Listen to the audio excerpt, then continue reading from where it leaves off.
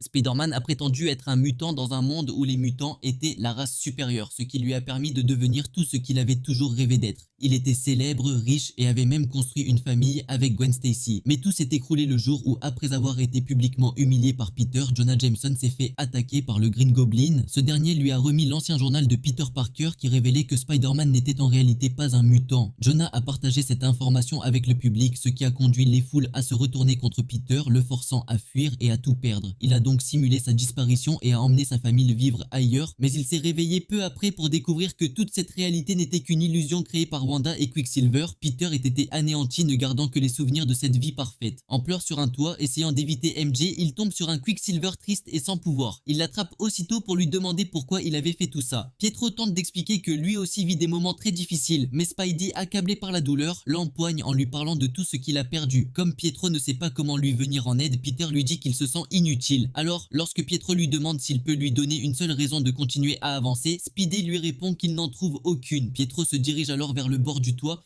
et Peter tente immédiatement de le retenir, mais il était déjà trop tard.